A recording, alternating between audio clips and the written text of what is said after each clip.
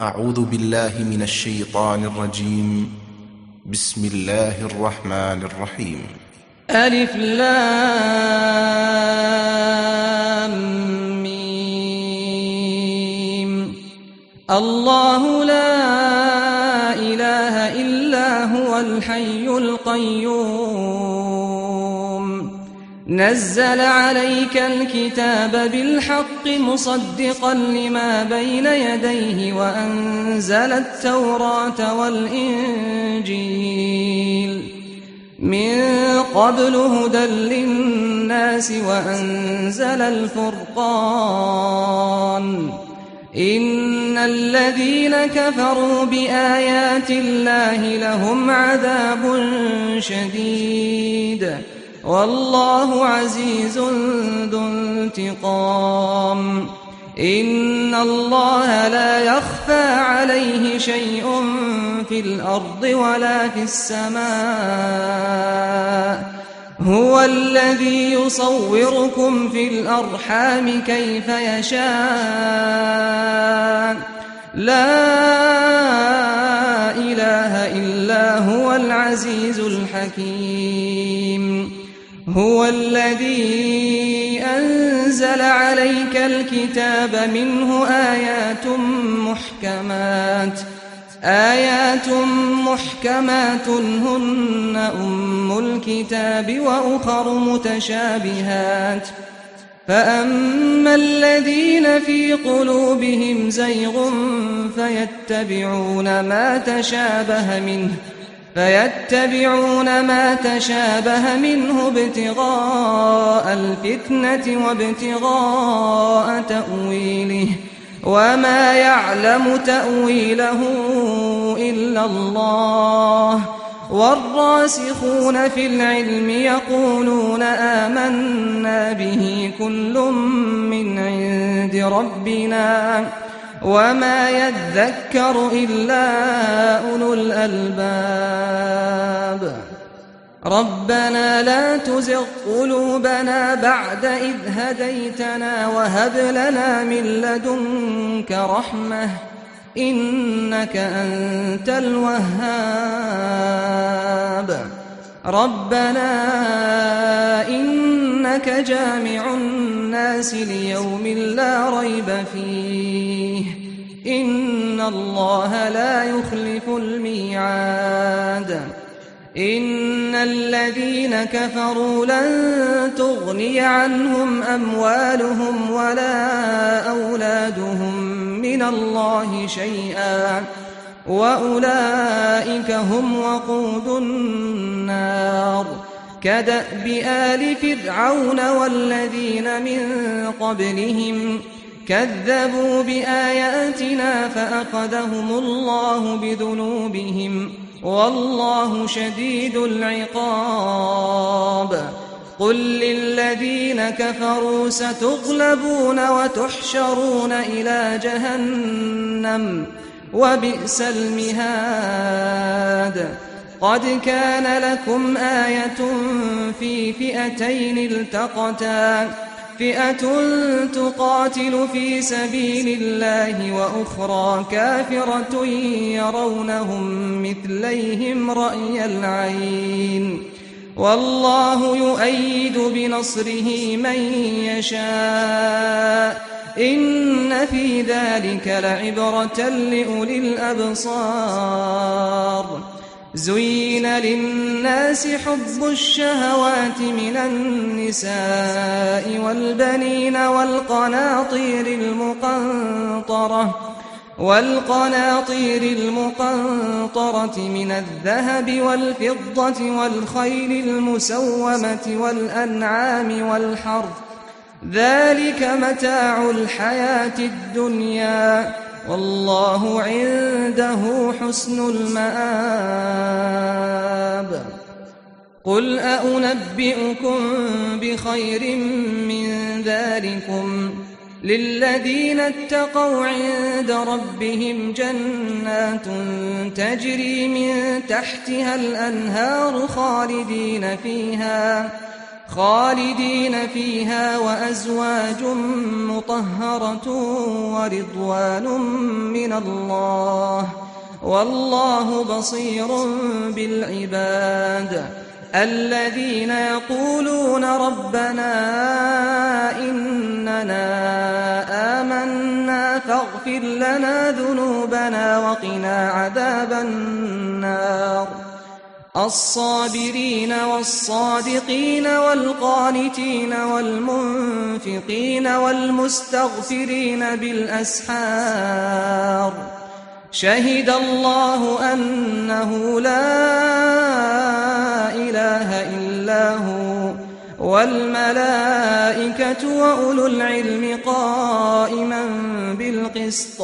لا إله إلا هو العزيز الحكيم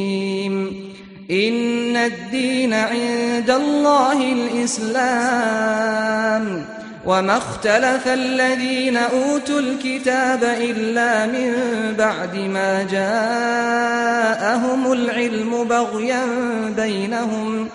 ومن يكفر بآيات الله فإن الله سريع الحساب فإن حاجوك فقل أسلمت وجهي لله ومن اتبعني وقل للذين أوتوا الكتاب والأميين أأسلمتم فإن أسلموا فقد اهتدوا وإن تولوا فإنما عليك البلاغ والله بصير بالعباد إن الذين يكفرون بآيات الله ويقتلون النبيين بغير حق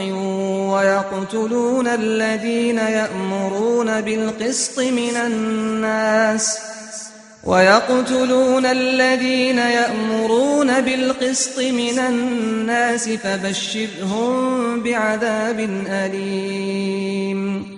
أولئك الذين حبطت أعمالهم في الدنيا والآخرة وما لهم من ناصرين ألم تر إلى الذين أوتوا نصيبا من الكتاب يدعون إلى كتاب الله ليحكم بينهم ثم يتولى فريق منهم وهم معرضون ذلك بأنهم قالوا لن تمسنا النار إلا أياما معدودات وغرهم في دينهم ما كانوا يفترون فكيف إذا جمعناهم ليوم لا ريب فيه ووفيت كل نفس ما كسبت وهم لا يظلمون قل اللهم مالك الملك تؤتي الملك من تشاء وتنزع الملك ممن تشاء وتعز من تشاء وتذل من تشاء بيدك الخير إنك على كل شيء قدير تولج الليل في النهار وتولج النهار في الليل وتخرج الحي من الميت وتخرج الميت من الحي وترزق من تشاء بغير حساب لا يتخذ المؤمنون الكافرين أولياء من دون المؤمنين ومن يفعل ذلك فليس من الله في شيء إلا أن تتقوا منهم تقاه ويحذركم الله نفسه وإلى الله المصير قل إن تخفوا ما في صدوركم أو تبدوه يعلمه الله ويعلم ما في السماوات وما في الأرض والله على كل شيء قدير يوم تجد كل نفس ما عملت من خير محضرا وما عملت من سوء تود لو أن بينها وبينه أمدا بعيدا ويحذركم الله نفسه والله رؤوف بالعباد قل إن كنتم تحبون الله فاتبعوني يحببكم الله ويغفر لكم ذنوبكم والله غفور رحيم قل أطيعوا الله والرسول فإن تولوا فإن الله لا يحب الكافرين إن الله اصطفى آدم ونوحا وآل إبراهيم وآل عمران على العالمين ذرية بعضها من بعض والله سميع عليم إذ قالت امرأة عمران رب إني نذرت لك ما في بطني محررا فتقبل مني إنك أنت السميع العليم فلما وضعتها قالت رب إني وضعتها أنثى والله أعلم بما وضعت وليس الذكر كالأنثى وإني سميتها مريم وإني أعيذها بك وذريتها من الشيطان الرجيم فتقبلها ربها بقبول حسن وأنبتها نباتا حسنا وكفلها زكريا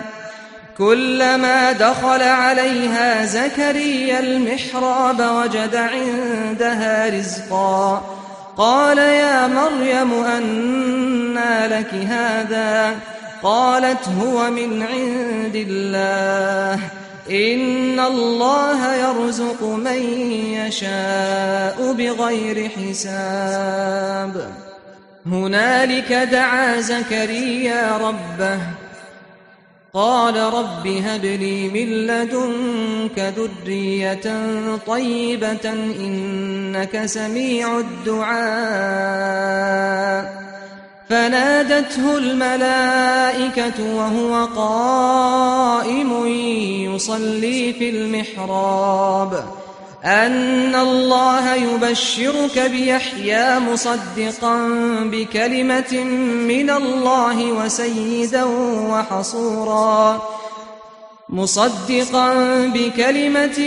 الله وسيدا وحصورا ونبيا من الصالحين قال رب أنى يكون لي غلام وقد بلغني الكبر وامرأتي عاقر قال كذلك الله يفعل ما يشاء قال رب اجعل لي آية قال آيتك ألا تكلم الناس 3 أيام إلا رمزا واذكر ربك كثيرا وسبح بالعشي والإبكار وإذ قالت الملائكة يا مريم إن الله اصطفاك وطهرك واصطفاك على نساء العالمين يا مريم اقنتي لربك واسجدي واركعي مع الراكعين ذلك من أنباء الغيب نوحيه إليك وما كنت لديهم إذ يلقون أقلامهم أيهم يكفل مريم وما كنت لديهم إذ يختصمون إذ قالت الملائكة يا مريم إن الله يبشرك بكلمة منه اسمه المسيح عيسى ابن مريم وجيها في الدنيا والآخرة ومن المقربين ويكلم الناس في المهد وكهلا ومن الصالحين. قالت رب أنى يكون لي ولد ولم يمسسني بشر قال كذلك الله يخلق ما يشاء إذا قضى أمرا فإنما يقول له كن فيكون. ويعلمه الكتاب والحكمة والتوراة والإنجيل ورسولا إلى بني إسرائيل أني قد جئتكم بآية من ربكم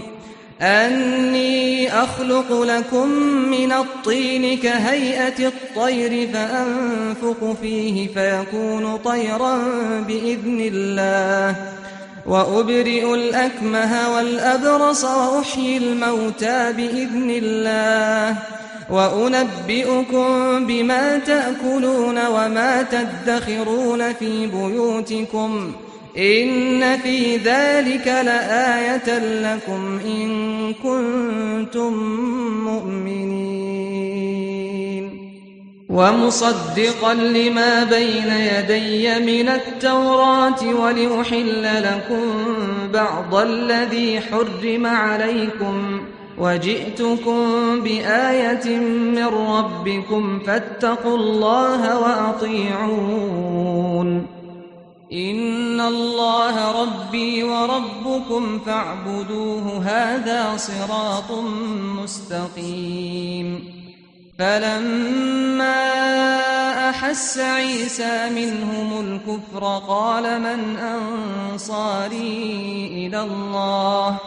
قال الحواريون نحن أنصار الله آمنا بالله واشهد بأننا مسلمون. ربنا آمنا بما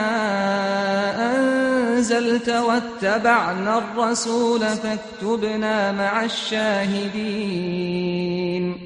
ومكروا ومكر الله والله خير الماكرين. إذ قال الله يا عيسى إني متوفيك ورافعك إلي ومطهرك من الذين كفروا وجاعل الذين اتبعوك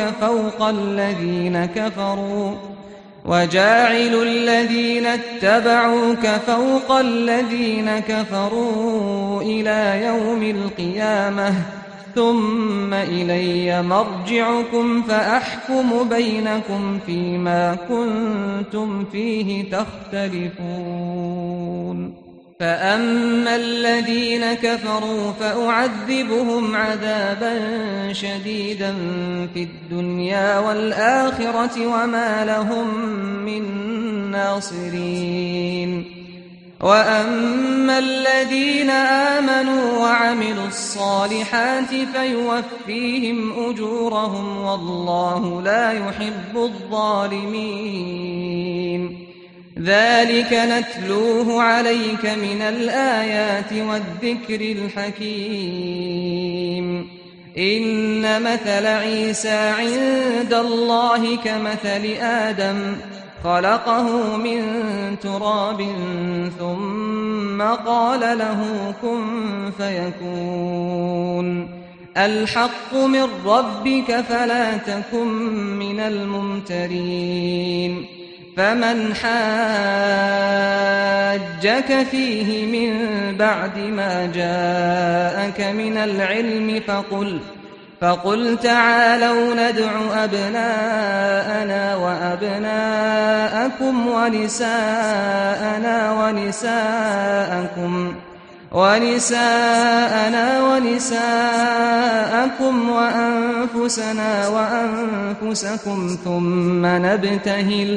ثم نبتهل فنجعل لعنة الله على الكاذبين إن هذا لهو القصص الحق وما من إله إلا الله وإن الله لهو العزيز الحكيم فإن تولوا فإن الله عليم بالمفسدين قل يا أهل الكتاب تعالوا إلى كلمة سواء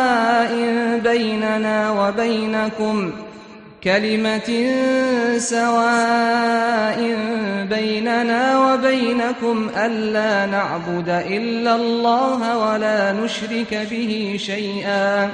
ولا يتخذ بعضنا بعضا أربابا من دون الله فإن تولوا فقولوا اشهدوا بأننا مسلمون يا أهل الكتاب لم تحاجون في إبراهيم وما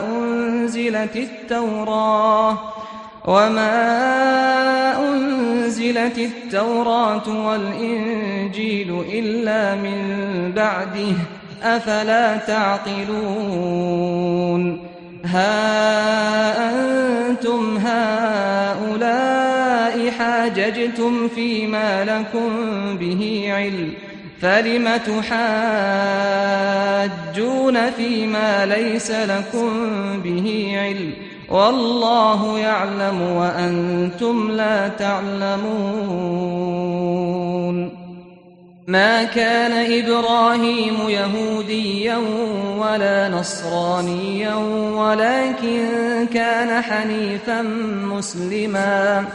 ولكن كان حنيفا مسلما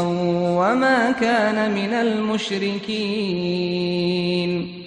إن أولى الناس بإبراهيم للذين اتبعوه وهذا النبي والذين آمنوا والله ولي المؤمنين ودت طائفة من أهل الكتاب لو يضلونكم وما يضلون إلا أنفسهم وما يشعرون يا أهل الكتاب لم تكفرون بآيات الله وأنتم تشهدون يا أهل الكتاب لم تلبسون الحق بالباطل وتكتمون الحق وأنتم تعلمون وقالت طائفة من أهل الكتاب آمنوا بالذي أنزل على الذين آمنوا وجه النهار واكفروا آخره لعلهم يرجعون ولا تؤمنوا إلا لمن تبع دينكم قل إن الهدى هدى الله أن يؤتى أحد مثل ما أوتيتم أو يحاجوكم عند ربكم قل إن الفضل بيد الله يؤتيه من يشاء والله واسع عليم يختص برحمته من يشاء والله ذو الفضل العظيم ومن أهل الكتاب من إن تأمنه بقنطار يؤده إليك ومنهم من إن تأمنه بدينار لا يؤده إليك إلا ما دمت عليه قائما ذلك بأنهم قالوا ليس علينا في الأميين سبيل ويقولون على الله الكذب وهم يعلمون بلى من أوفى بعهده واتقى فإن الله يحب المتقين إن الذين يشترون بعهد الله وأيمانهم ثمنا قليلا أولئك لا خلاق لهم في الآخرة ولا يكلمهم الله ولا ينظر إليهم يوم القيامة ولا يزكيهم ولهم عذاب أليم وإن منهم لفريقا يلوون ألسنتهم بالكتاب لتحسبوه من الكتاب وما هو من الكتاب ويقولون هو من عند الله وما هو من عند الله ويقولون على الله الكذب وهم يعلمون ما كان لبشر أن يؤتيه الله الكتاب والحكم والنبوة ثم يقول للناس كونوا عبادا لي من دون الله ولكن كونوا ربانيين بما كنتم تعلمون الكتاب وبما كنتم تدرسون ولا يأمركم أن تتخذوا الملائكة والنبيين أربابا أيأمركم بالكفر بعد إذ أنتم مسلمون وإذ أخذ الله ميثاق النبيين لما آتيتكم من كتاب وحكمة ثم جاءكم رسول مصدق لما معكم لتؤمنن به ولتنصرنه قال أقررتم وأخذتم على ذلكم إصري قالوا أقررنا قال فاشهدوا وأنا معكم من الشاهدين فمن تولى بعد ذلك فأولئك هم الفاسقون أفغير دين الله يبغون وله أسلم من في السماوات والأرض طوعا وكرها وإليه يرجعون قل آمنا بالله وما أنزل علينا وما أنزل على إبراهيم وإسماعيل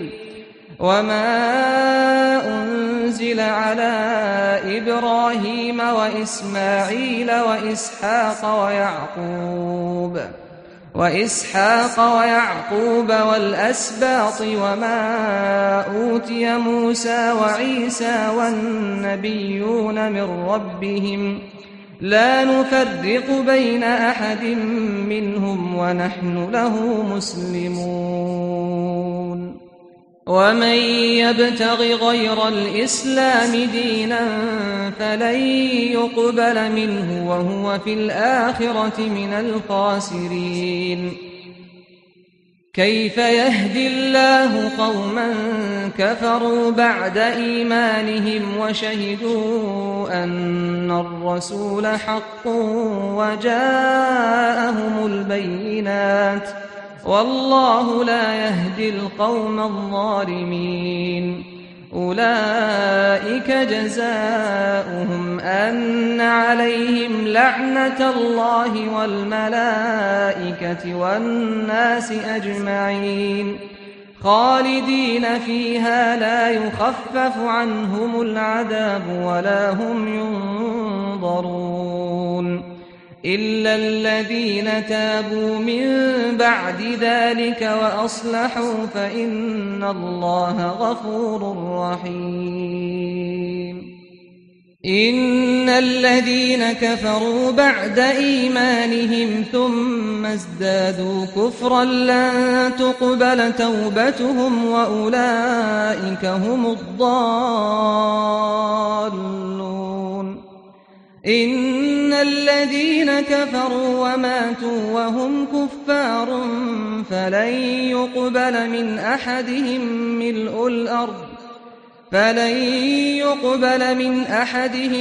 ملء الأرض ذهبا ولو افتدى به أولئك لهم عذاب أليم وما لهم من ناصرين.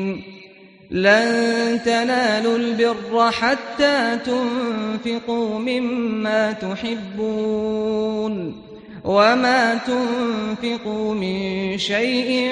فإن الله به عليم. كل الطعام كان حلا لبني إسرائيل إلا ما حرم إسرائيل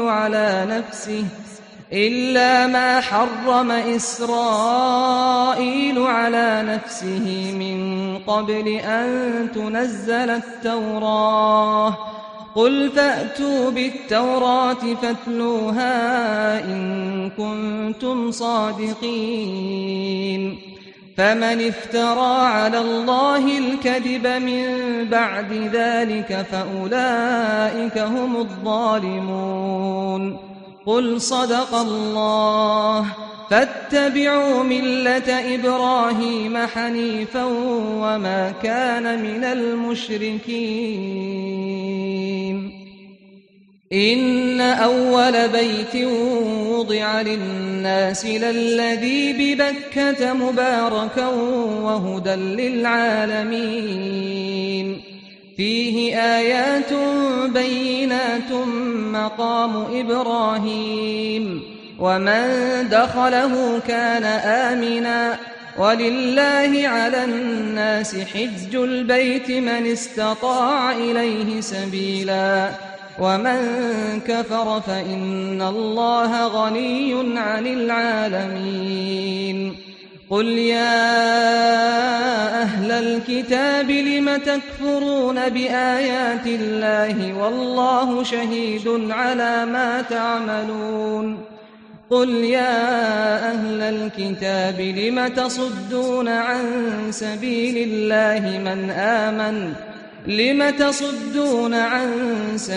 الله من آمن تبغونها عوجا وأنتم شهداء وما الله بغافل عما تعملون. يا أيها الذين آمنوا إن تطيعوا فريقا من الذين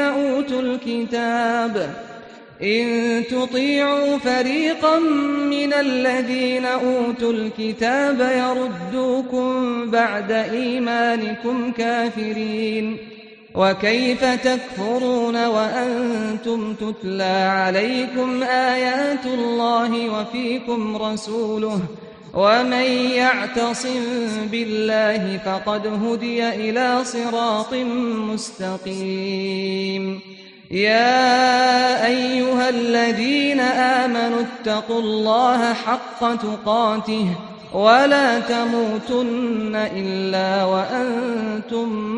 مسلمون. واعتصموا بحبل الله جميعا ولا تفرقوا. واذكروا نعمة الله عليكم إذ كنتم أعداء فألف بين قلوبكم فأصبحتم بنعمته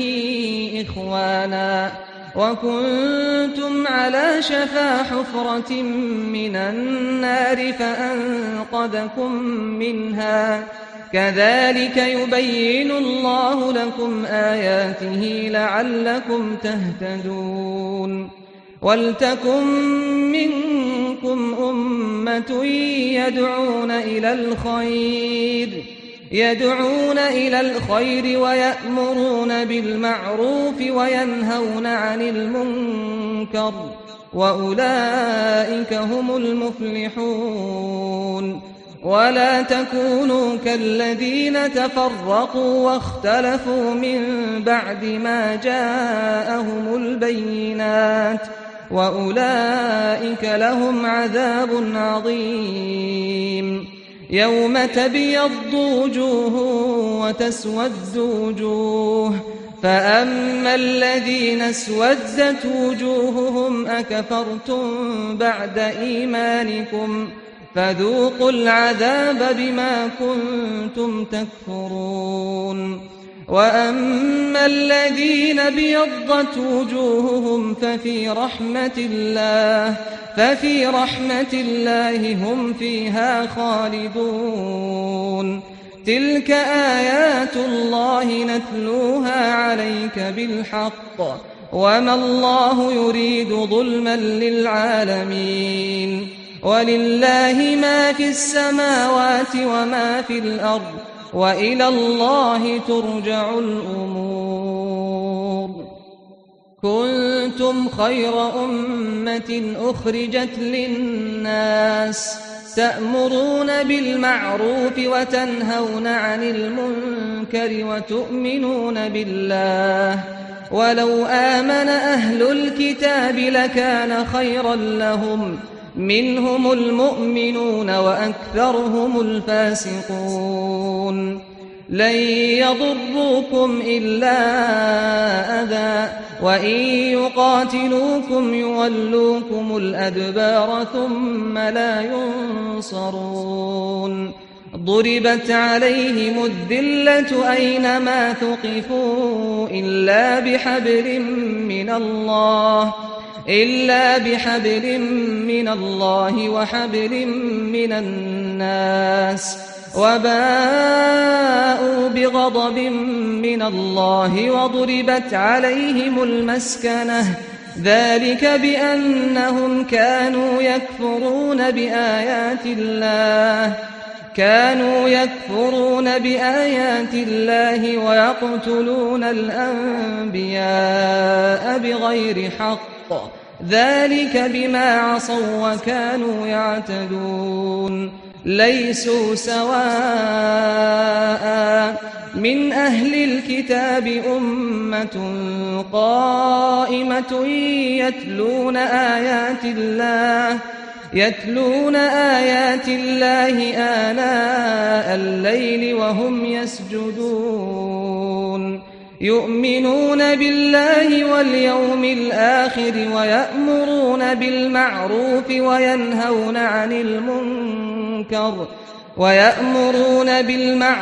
وينهون عن المنكر ويسارعون في الخيرات، وأولئك من الصالحين. وما يفعلوا من خير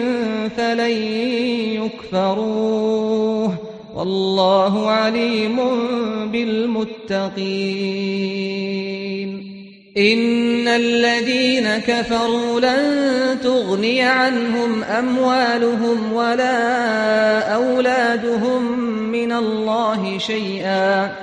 وأولئك أصحاب النار هم فيها خالدون. مثل ما ينفقون في هذه الحياة الدنيا كمثل ريح فيها صر أصابت حرث قوم ظلموا أنفسهم فأهلكت، وما ظلمهم الله ولكن أنفسهم يظلمون. يا أيها الذين آمنوا لا تتخذوا بطانة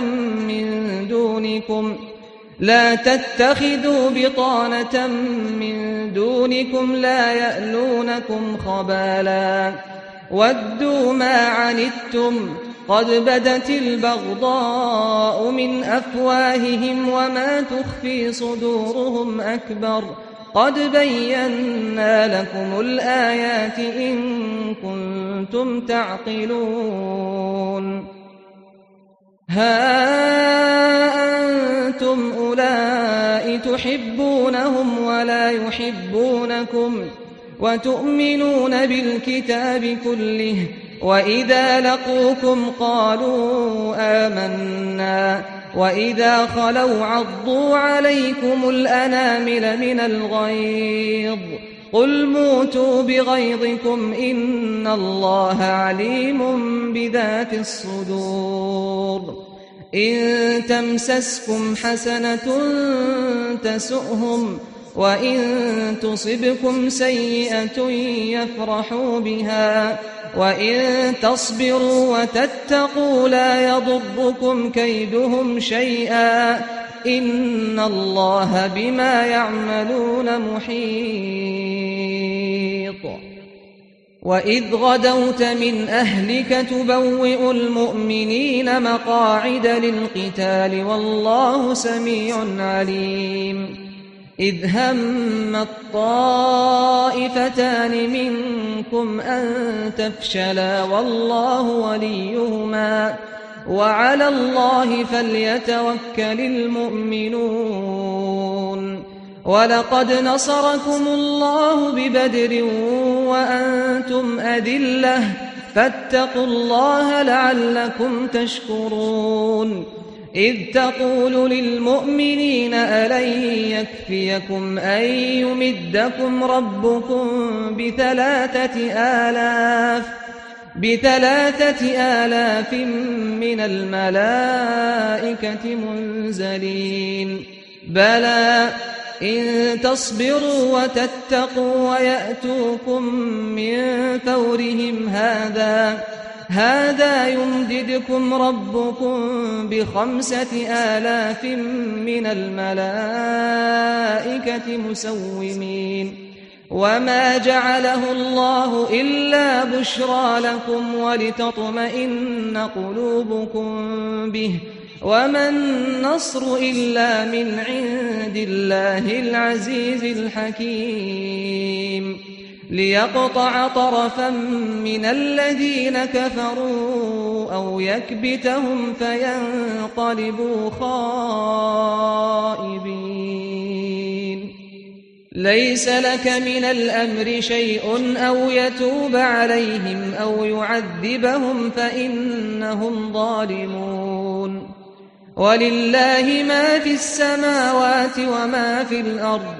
يغفر لمن يشاء ويعذب من يشاء والله غفور رحيم. يا أيها الذين آمنوا لا تأكلوا الربا أضعافا مضاعفة واتقوا الله لعلكم تفلحون. واتقوا النار التي أعدت للكافرين وأطيعوا الله والرسول لعلكم ترحمون. وسارعوا إلى مغفرة من ربكم وجنة عرضها السماوات والأرض أعدت للمتقين الذين ينفقون في السراء والضراء والكاظمين الغيظ والعافين عن الناس والله يحب المحسنين. والذين إذا فعلوا فاحشة أو ظلموا أنفسهم ذكروا الله فاستغفروا لذنوبهم ومن يغفر الذنوب إلا الله ولم يصروا على ما فعلوا وهم يعلمون. أولئك جزاؤهم مغفرة من ربهم وجنات تجري من تحتها الأنهار خالدين فيها ونعم أجر العاملين. قد خلت من قبلكم سنن فسيروا في الأرض فانظروا كيف كان عاقبة المكذبين. هذا بيان للناس وهدى وموعظة للمتقين ولا تهنوا ولا تحزنوا وأنتم الأعلون إن كنتم مؤمنين إن يمسسكم قرح فقد مس القوم قرح مثله وتلك الأيام نداولها بين الناس وليعلم الله الذين آمنوا ويتخذ منكم شهداء والله لا يحب الظالمين وليمحص الله الذين آمنوا ويمحق الكافرين أم حسبتم أن تدخلوا الجنة ولما يعلم الله الذين جاهدوا منكم ويعلم الصابرين ولقد كنتم تمنون الموت من قبل أن تلقوه فقد رأيتموه وأنتم تنظرون وما محمد إلا رسول قد خلت من قبله الرسل أفإن مات أو قتل انقلبتم على أعقابكم ومن ينقلب على عقبيه فلن يضر الله شيئا وسيجزي الله الشاكرين وما كان لنفس أن تموت إلا بإذن الله كتابا مؤجلا ومن يرد ثواب الدنيا نؤته منها ومن يرد ثواب الآخرة نؤته منها وسنجزي الشاكرين وكأين من نبي قاتل معه ربيون كثير فما وهنوا لما أصابهم في سبيل الله وما ضعفوا وما استكانوا والله يحب الصابرين وما كان قولهم إلا أن قالوا ربنا اغفر لنا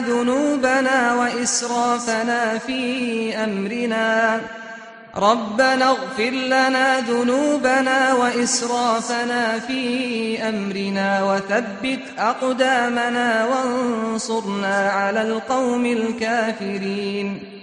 فآتاهم الله ثواب الدنيا وحسن ثواب الآخرة والله يحب المحسنين يا أيها الذين آمنوا إن تطيعوا الذين كفروا يردوكم على أعقابكم فتنقلبوا خاسرين بل الله مولاكم وهو خير الناصرين سنلقي في قلوب الذين كفروا الرعب بما أشركوا بالله ما لم ينزل به سلطانا ومأواهم النار وبئس مثوى الظالمين ولقد صدقكم الله وعده إذ تحسونهم بإذنه حتى إذا فشلتم وتنازعتم في الأمر وعصيتم من بعد ما أراكم ما تحبون منكم من يريد الدنيا ومنكم من يريد الآخرة ثم صرفكم عنهم ليبتليكم ولقد عفا عنكم والله ذو فضل على المؤمنين إذ تصعدون ولا تلوون على أحد والرسول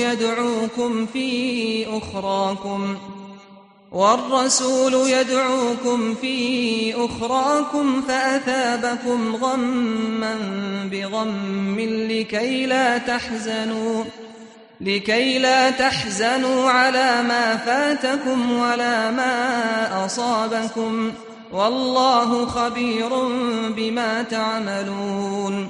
ثم أنزل عليكم من بعد الغم أمنة نعاسا يغشى طائفة منكم وطائفة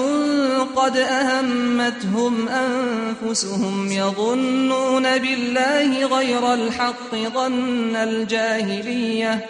يقولون هل لنا من الأمر من شيء قل إن الأمر كله لله يخفون في أنفسهم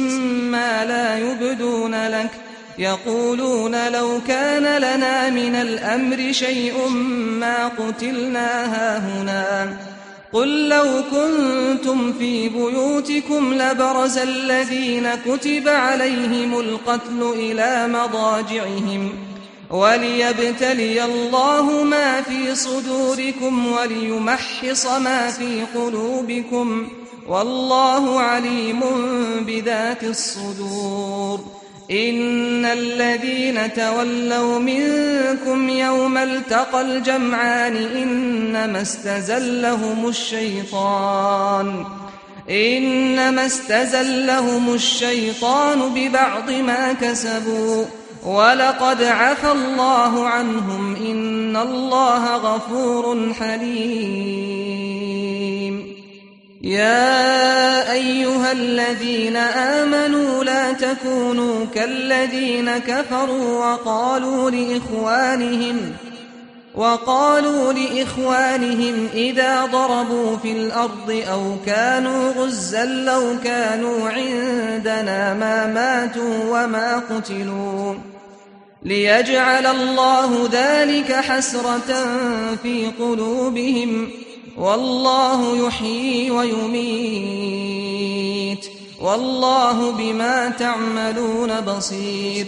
ولئن قتلتم في سبيل الله أو متم لمغفرة من الله ورحمة خير مما يجمعون ولئن متم أو قتلتم لإلى الله تحشرون فبما رحمة من الله لنت لهم ولو كنت فظا غليظ القلب لانفضوا من حولك فاعف عنهم واستغفر لهم وشاورهم في الأمر فإذا عزمت فتوكل على الله إن الله يحب المتوكلين إن ينصركم الله فلا غالب لكم وإن يخذلكم فمن ذا الذي ينصركم من بعده وعلى الله فليتوكل المؤمنون وما كان لنبي أن يغل ومن يغلل يأت بما غل يوم القيامة ثم توفى كل نفس ما كسبت وهم لا يظلمون أفمن اتبع رضوان الله كمن باء بسخط من الله ومأواه جهنم وبئس المصير هم درجات عند الله والله بصير بما يعملون لقد من الله على المؤمنين إذ بعث فيهم رسولا من أنفسهم يتلو عليهم آياته ويزكيهم ويعلمهم الكتاب والحكمة وإن كانوا من قبل لفي ضلال مبين أولما أصابتكم مصيبة قد أصبتم مثليها قلتم أنى هذا قل هو من عند أنفسكم إن الله على كل شيء قدير وما أصابكم يوم التقى الجمعان فبإذن الله وليعلم الذين نافقوا وقيل لهم تعالوا قاتلوا في سبيل الله أو ادفعوا قالوا لو نعلم قتالا لاتبعناكم هم للكفر يومئذ أقرب منهم للإيمان يقولون بأفواههم ما ليس في قلوبهم والله أعلم بما يكتمون الذين قالوا لإخوانهم وقعدوا لو أطاعونا ما قتلوا قل فادرءوا عن أنفسكم الموت إن كنتم صادقين ولا تحسبن الذين قتلوا في سبيل الله أمواتا بل أحياء عند ربهم يرزقون فرحين بما آتاهم الله من فضله ويستبشرون بالذين لم يلحقوا بهم من خلفهم ألا خوف عليهم ولا هم يحزنون يستبشرون بنعمة من الله وفضل وأن الله لا يضيع أجر المؤمنين الذين استجابوا لله والرسول من بعد ما أصابهم القرح للذين أحسنوا منهم واتقوا أجر عظيم الذين قال لهم الناس إن الناس قد جمعوا لكم فاخشوهم فزادهم إيمانا وقالوا حسبنا الله ونعم الوكيل فانقلبوا بنعمة من الله وفضل لم يمسسهم سوء واتبعوا رضوان الله والله ذو فضل عظيم إنما ذلكم الشيطان يخوف أولياءه فلا تخافوهم وخافون إن كنتم مؤمنين ولا يحزنك الذين يسارعون في الكفر إنهم لن يضروا الله شيئا يريد الله ألا يجعل لهم حظا في الآخرة ولهم عذاب عظيم إن الذين اشتروا الكفر بالإيمان لن يضروا الله شيئا ولهم عذاب أليم ولا يحسبن الذين كفروا أنما نملي لهم خير لأنفسهم إنما نملي لهم ليزدادوا إثما ولهم عذاب مهين ما كان الله ليذر المؤمنين على ما أنتم عليه حتى يميز الخبيث من الطيب وما كان الله ليطلعكم على الغيب ولكن الله يجتبي من رسله من يشاء فآمنوا بالله ورسله وإن تؤمنوا وتتقوا فلكم أجر عظيم ولا يحسبن الذين يبخلون بما آتاهم الله من فضله هو خيرا لهم بل هو شر لهم سيطوقون ما بخلوا به يوم القيامة ولله ميراث السماوات والأرض والله بما تعملون خبير لقد سمع الله قول الذين قالوا إن الله فقير ونحن أغنياء سنكتب ما قالوا وقتلهم الأنبياء بغير حق ونقول ذوقوا عذاب الحريق ذلك بما قدمت أيديكم وأن الله ليس بظلام للعبيد الذين قالوا إن الله عهد إلينا ألا نؤمن لرسول حتى يأتينا بقربان تأكله النار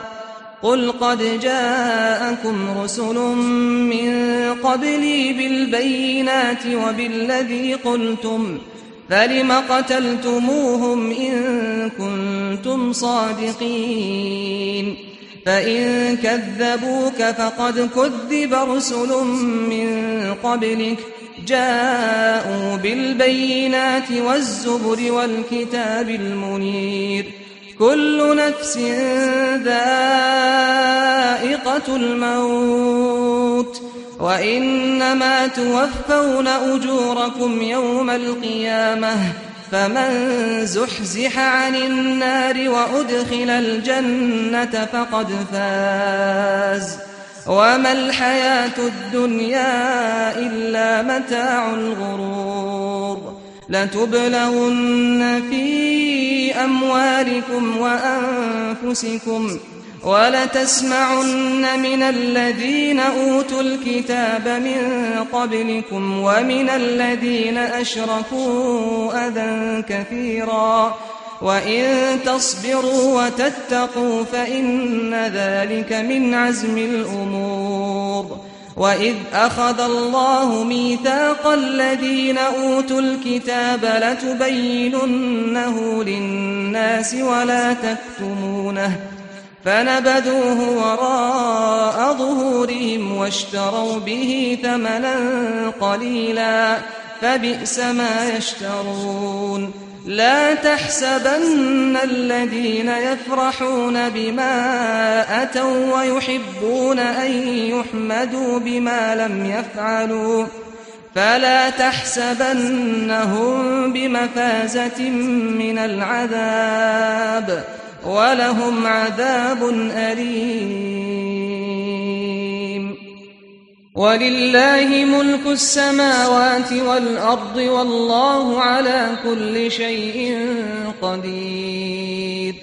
إن في خلق السماوات والأرض واختلاف الليل والنهار لآيات لأولي الألباب الذين يذكرون الله قياما وقعودا وعلى جنوبهم ويتفكرون في خلق السماوات والأرض ربنا ما خلقت هذا باطلا سبحانك فقنا عذاب النار ربنا إنك من تدخل النار فقد أخزيته وما للظالمين من أنصار ربنا إننا سمعنا مناديا ينادي للإيمان أن آمنوا بربكم فآمنا ربنا فاغفر لنا ذنوبنا وكفر عنا سيئاتنا وتوفنا مع الأبرار ربنا وآتنا ما وعدتنا على رسلك ولا تخزنا يوم القيامة إنك لا تخلف الميعاد فاستجاب لهم ربهم أني لا أضيع عمل عامل منكم من ذكر أو أنثى بعضكم من بعض فالذين هاجروا وأخرجوا من ديارهم وأوذوا في سبيلي وقاتلوا وقتلوا لأكفرن عنهم سيئاتهم